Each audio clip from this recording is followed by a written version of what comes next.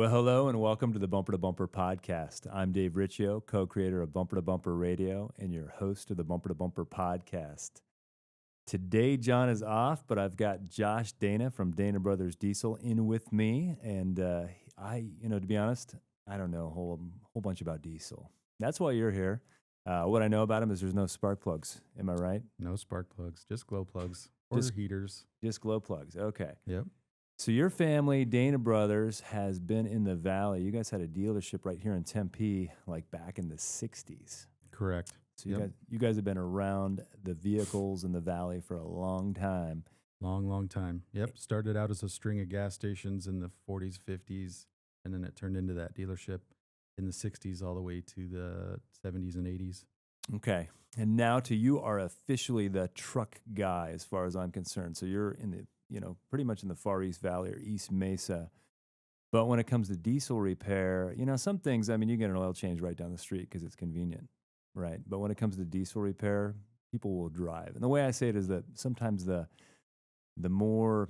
bigger the repair, that kind of thing, is the further people will drive. And when it comes to diesels, we'll do light diesel stuff here at our shop. We do a lot of diesel transmissions because Right. we, specialize in that, and we actually work together on that Right. from time to time. But when it comes to diesel engines, yeah, I can change a filter and do some minor stuff. But we're not getting deep. We're not changing injectors. We're not doing anything like that. Yep. That's where you guys come in, and I think that diesels. There's got to be a ton of misunderstandings around them. And we're not talking necessarily. You guys will work on at your shop. You guys will work on a Mini Cooper or a Jeep with a diesel engine in it, no problem. Any regular car you guys work on, but you guys have built your business on working on diesels. Correct. What are the common misconception about diesels that maybe the average public has no idea about? Misconceptions would be that they're dirty, nasty, greasy, and smell. Nowadays, they don't really smell at all. Everything burns really clean. There's filters post the engine that clean it extremely well. It's definitely very, very clean. Gas mileage wise also is really great for a truck or just a big vehicle getting 14 to 18. Like my wife's Yukon has a 3.0 liter diesel and she Mhm. gets 23 miles a gallon. And so for a big vehicle to get that kind of gas mileage is pretty awesome. So the misconception that I see is that everybody might think that they're dirty and gross and old school. That's not the case anymore. They are quiet and fast and fuel efficient. Well, that's the thing I think about because I see this big old Ford Excursion or something driving next to me, and I go, man, that guy's gluttonous. He's using up all the resources. But in That's reality, he may be getting better fuel mileage than me and my Toyota Tacoma because that thing gets maybe 19 downhill with the wind at my back. Correct. And you're talking about getting 23 miles a gallon with some big tires and big truck and all that stuff.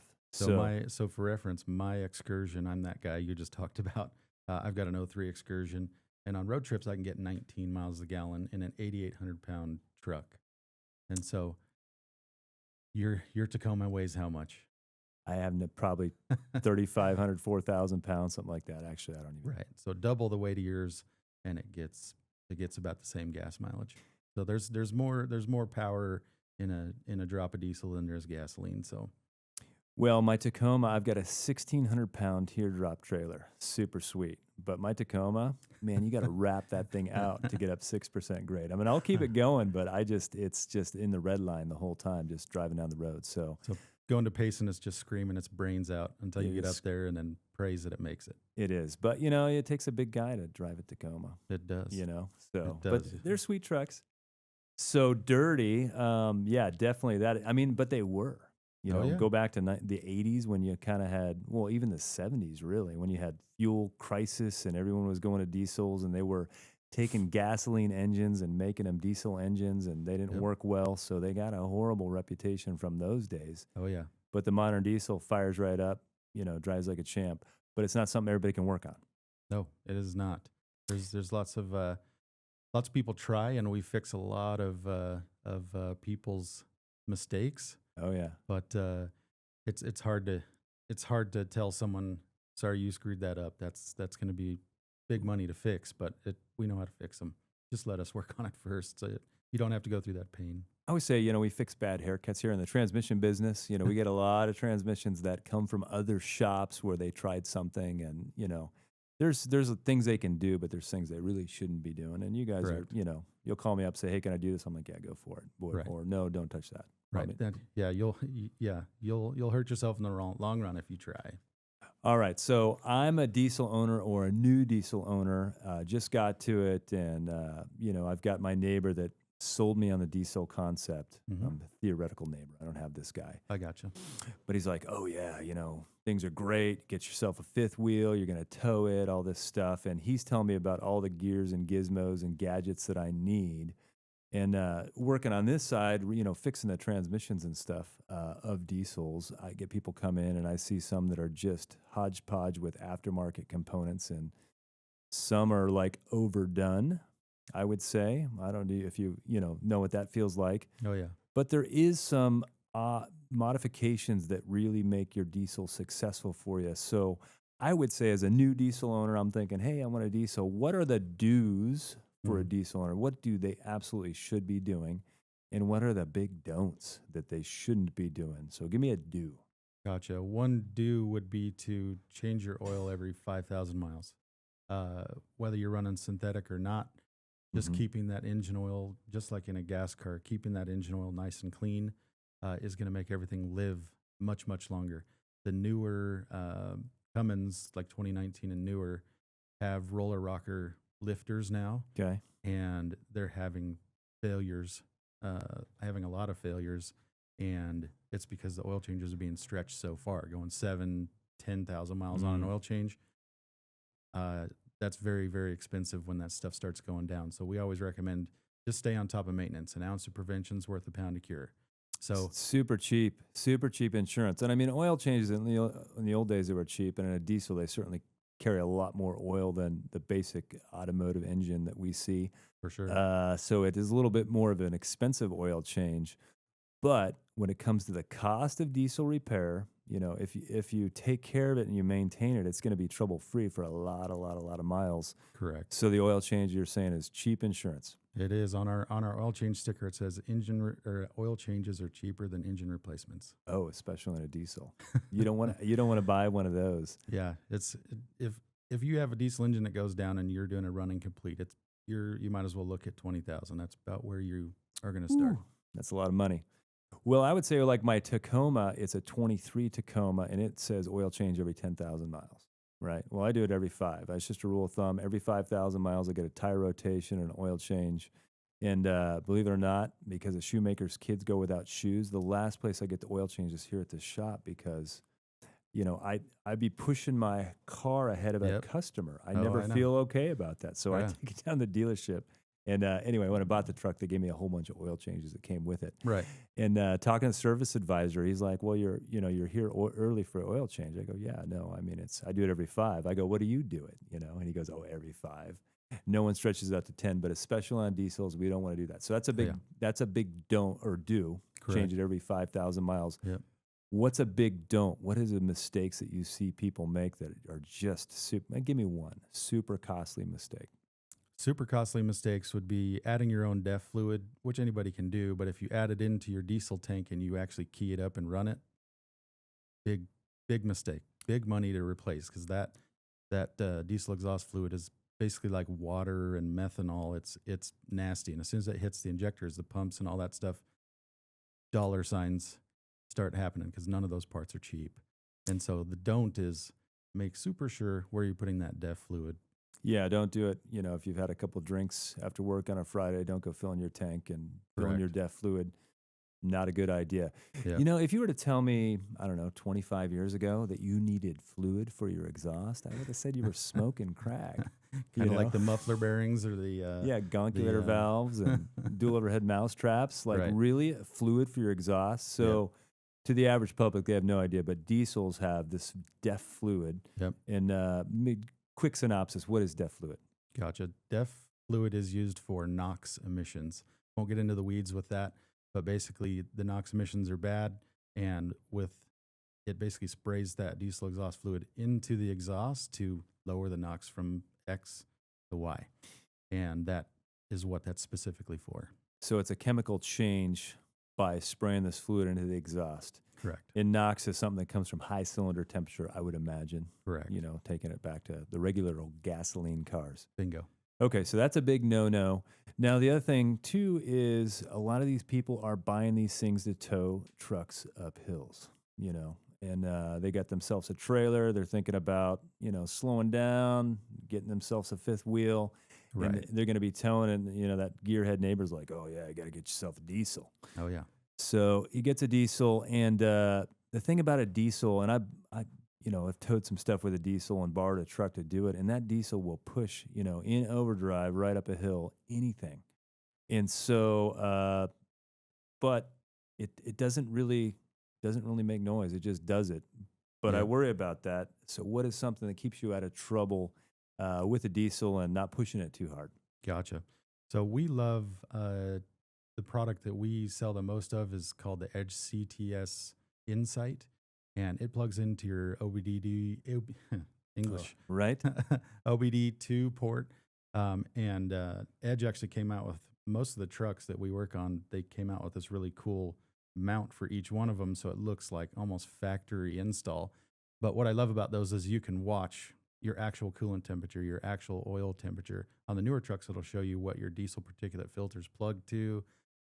It gives you exhaust gas temperatures. And the awesome thing about that is you can set thresholds for those things. So let's say you want a warning to go off at 210 degrees for coolant. It'll actually, as soon as you get into that threshold, it'll turn that yellow. And if you start getting into a different threshold, it'll actually go red and say, hey, this is way too hot, start backing out. A lot of the newer trucks will start backing things down before it gets to that, but it's not telling you that. With the Insight, you can see exactly what your temperatures are. You can see if you're getting to the top of those thresholds so that you can back it down. So on a regular passenger car, they got idiot lights. Some things have gauges, but I've got a Mini Cooper. Yeah, there's And nothing. Nothing to be ashamed of there, but I No. do have one. That's fine. And it has no, you know, coolant temperature or oil pressure. Just turns the light on when there's a problem, Correct. which I don't like. Drives me mad that they wouldn't do that. But you're saying that you need some extra dials, some extra gauges to really know if you're pushing the truck too hard, because it won't necessarily whine until it breaks. Correct. In which case, again, $20,000, expensive. Correct. Yeah, especially if you're running a programmer or a tuner of any sort. Mhm. You're above the factory thresholds, and it's really easy to spin a turbocharger faster than it ought to. Run it too hot, then you start melting turbine fins, and then things come unglued, and then you're on the side of the road. So especially if you're running any sort of performance adder, you got to know what your temperatures are. So let's take a late model truck with a diesel in it, Cummins or something like that. I mean, if you have to replace a turbo on one of those things, it sounds expensive. Yep. Yeah, the whole set turbo for those Cummins, I mean, that ranges anywhere from, I think it's like $6,000 to $7,000 Mm-hmm. because the actuators and the whole turbocharger and labor and everything To do it and right. to do it right. Yeah, I mean, we could get a turbo from Dewey, Cheatham and Howe and put it on there, but you're going to make it 45 feet and it's going to blow up. Right. So we primarily buy them directly from whole set that are brand new and stand behind them for 3 or 36 nationwide, and that's how we do it. So you want to protect your diesel if you get a diesel. You think you want to go that route. Mm-hmm. What are some other maybe don'ts that people fall into? So lack of maintenance. Mhm. What about fuel additives? Fuel additives, I definitely run a fuel additive, especially in late model trucks. Mm-hmm. Diesel doesn't have any lubrication in it. As soon as they stripped the sulfur out of it, they took basically the lubrication out of the fuel. And you have a bunch of fuel systems that are running at 30,000 PSI, a bunch of metal parts blinging. And Right. without lubrication, that's a recipe for what? Yeah. Stuff to score and break and stop working. So a lot of the trucks now, if you ever search CP4 failure, there's a litany of stuff about the failure on those. And if you run a fuel additive, you're basically putting that lubrication back into the fuel. so that all of those parts have lubrication. So we primarily we have what's called arch oil. Okay. All over Facebook, they're selling that stuff. Even if you don't use that, most of the parts stores have a bunch of different types. You have diesel clean, which pretty much everybody sells.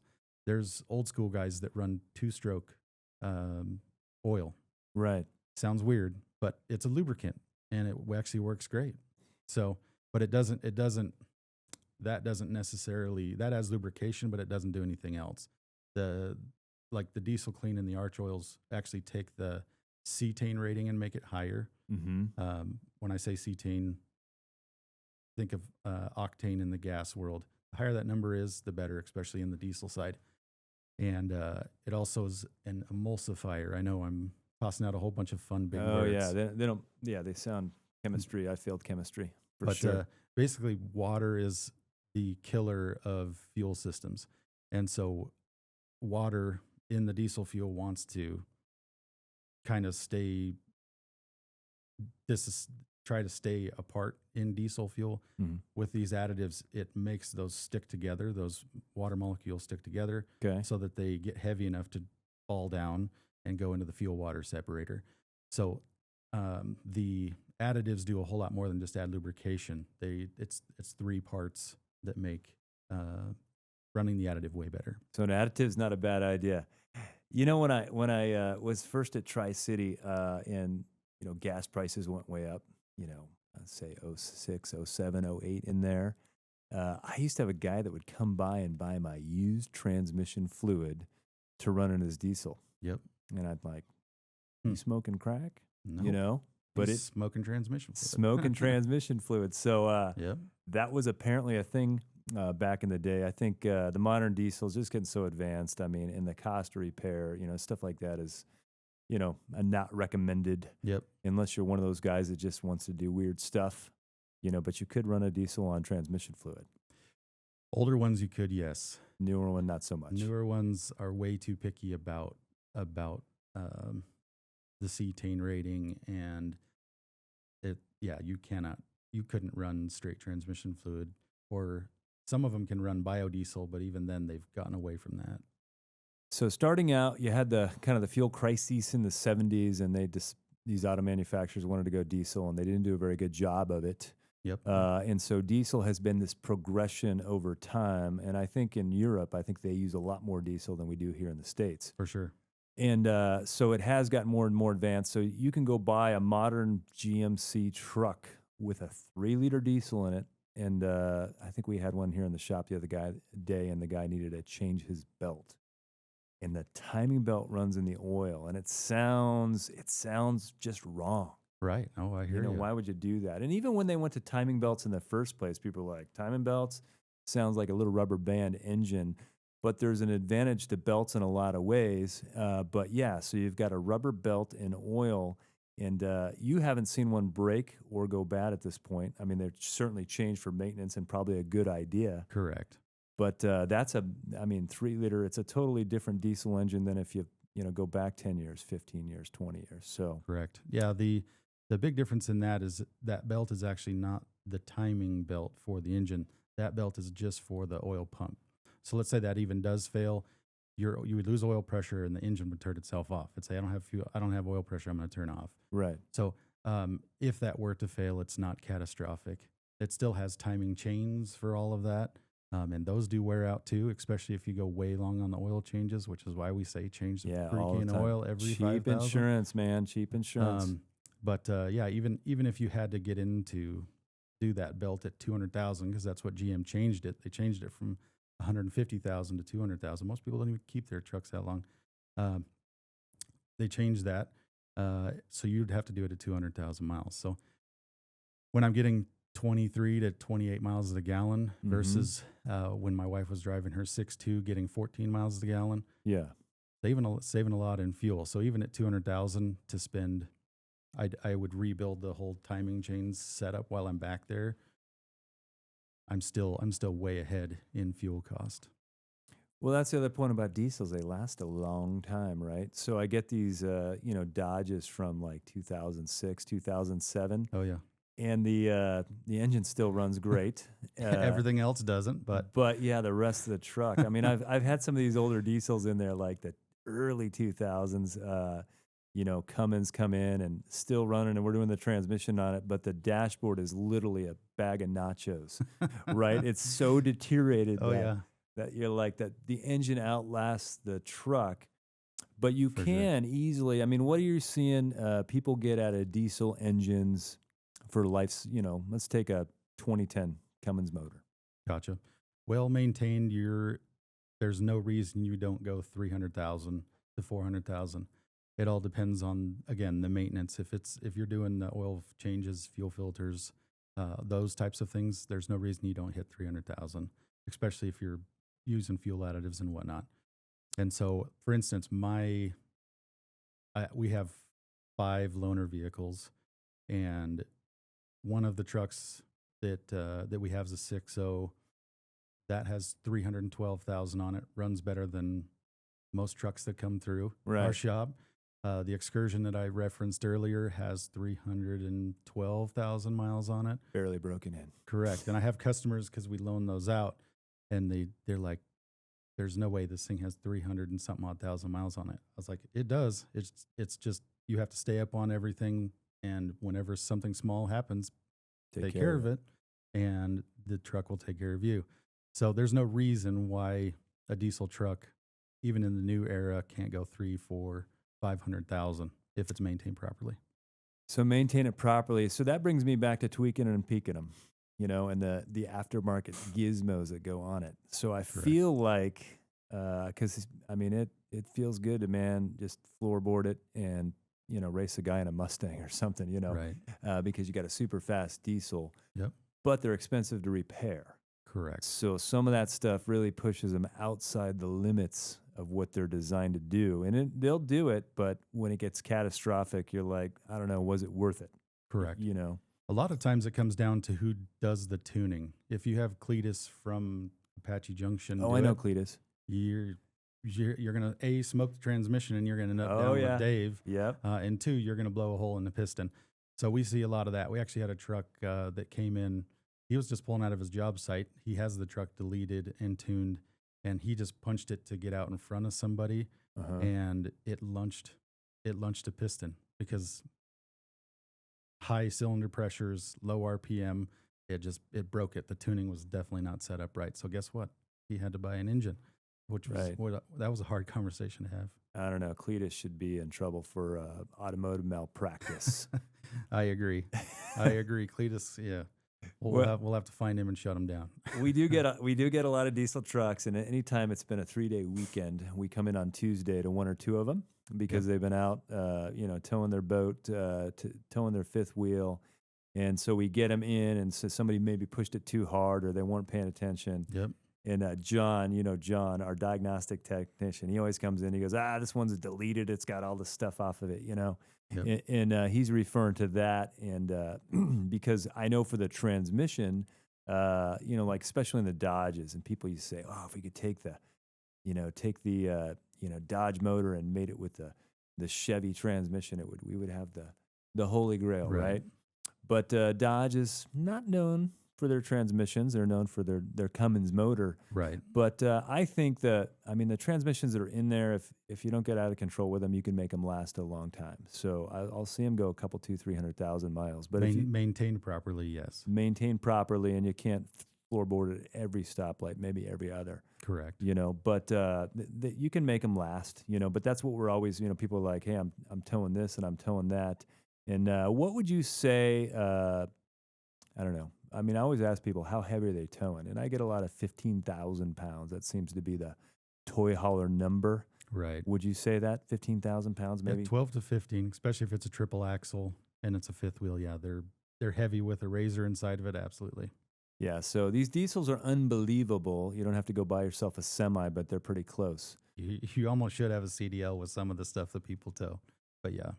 Yeah, okay. So you guys, Dana Brothers Diesel, you guys, it's diesel and automotive. You guys do everything. Correct. And I've been to your shop. You guys got a fantastic facility. You got a really cool alignment machine, which I think is awesome. So you just, when the car rolls in, it does a quick alignment check so you guys can kind of spot it I mean, it's not like a fine-tuned thing necessarily, but Yep. it lets you know if there's a problem on a vehicle. Yep, it'll give us total tow and camber. It can't give us caster because you can't check that on a drive-through. But yeah, anytime you can catch that stuff, because tires aren't getting any cheaper, everything's getting more expensive. So if you can catch stuff like that earlier, get the alignment set up so that you're not buying tires all the time. That's a good feature. And we were talking yesterday. You said I'm the truck guy, which you are the truck guy, right? Right. And but then you pulled up to my shop today in a Toyota Prius, and I was That I like, did. I don't know. You know, did you get your man card taken away for that? Cut a little corner off of it. That's one of our loaner vehicles. Okay. But yes, That is one of the best vehicles on the road, believe it or not. I mean, they just go and go, I hear you. and they never wear out the brakes. Yeah, with the old regenerative braking, it makes a big difference. I see cars and vehicles as tools, and I like whenever we have this at the shop and it's not being loaned out, and I got to drive to Tempe to see you. Yeah. I'm gonna drive something that gets 40 miles a gallon, not 14. Right. No. And so yeah, I'll take another corner off of my man card, but I'll laugh all the way to the bank. Yeah, you know, some of the, you know, the older you get, the wiser you get, you know. And when I was young, there was a lot of chest thumping. Oh, You yeah. know, as an old guy, I'm like, oh, so practical. You know, Right. you might almost catch me in a minivan. I mean, it's so much room. Oh yeah. It's so practical. I don't know if I'm there, but I mean, I do have a diesel pickup truck. I mean, I have all of that stuff for when I need it, but yeah, it's a tool. A vehicle is a tool. Did I also see, and maybe I shouldn't tell people this, did I also see at your shop a trailer in there that your guy was rebuilding when I was there, when you first moved into your new location?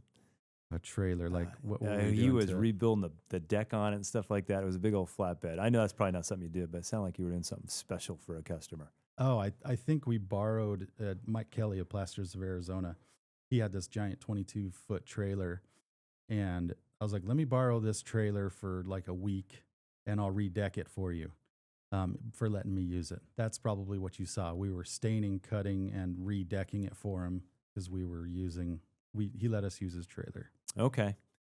You know, it might be interesting for us to do a little exchange program. So I get one of your service writers in my shop for a week, and then I send one of mine to your shop for a week, because transmission is very different. Right. The things that we go through, and what's interesting to me is diesels are very different. I mean, I know how they work, Right. roughly. Yeah. You know, but I'm not by any means an expert in it, and Right. so you're working in it every day and going through your parts room and all the parts you have stocked, so you can, you know, turn these things fairly quickly, and when parts are hard to come by and stuff like that. So it would be interesting to see the perspective that I would get with one of your service writers working for me, and what they would learn about the transmission business and vice versa. For sure. Yeah, Yeah. that would be pretty awesome. I know there's like you said, transmission's a little bit different, diesel's a little different, and you go into a gas shop and it's very different because we're heavy diagnostic, because people don't just bring their diesels to us for fun. I mean, yes, they do bring them for maintenance and whatnot, but a lot of times it's a check engine light, it's smoking, it's doing this, that, or the other thing. And so right out of the gate, we have to figure out what's going on with it. And so we somewhat have some similar, but just different areas of the truck. But Right. yeah, we probably have more in common than we think. But it would be fun to trade one. Yes. Which one do you want? See what happens. I don't know. I'm gonna swing by there so I get my pick of the litter. Say, I There want you go. that one I for a got week. exactly. I'll do the same. All right, no, that sounds good. But- Well, you know, Bumper to Bumper podcast is newer, and it's a spinoff of Bumper to Bumper Radio, which I co-created back in 2011. Right. Man, that was a long time ago. But Jeez, you yeah. know, we do have a website, Bumper to Bumper podcast, or something like that. Google Bumper to Bumper Radio Podcast.com. Yeah. And you're going to see we're starting to build a list of trusted shops. You're going to find Dana Brother Diesel on there, Diesel and Auto Repair. They're a great shop. They're in the East Valley.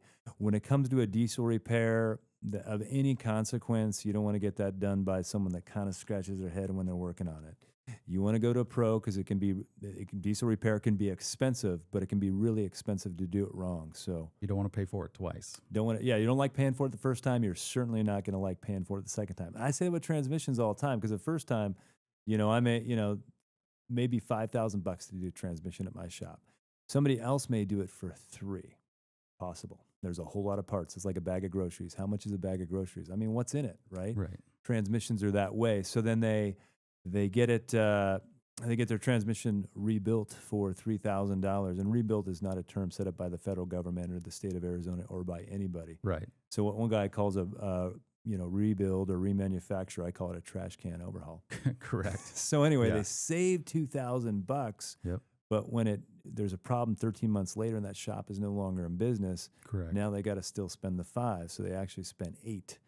So I would say the same with diesel repair. If you don't want to, the least amount of money is to get it done right the first time by somebody who knows what they're doing, somebody who's been in the business a long time. For sure. So thanks for joining me here on Absolutely. the Bumper to Bumper podcast. It's super good to have you, and I'm going to have you back because I want to learn more about diesels. Absolutely. Thanks for joining us. And again, check out our website where you can find great shops like Dana Brothers Diesel and all kinds of specialties. Well, hello, I'm Dave Riccio, your host of the Bumper to Bumper podcast, and I would like to thank you for tuning in. If you want one of your car questions to be answered on our podcast, tap the link in the description for a chance to have your question featured. And while you are there, we would love for you to like and subscribe to see more Bumper to Bumper podcasts in the future.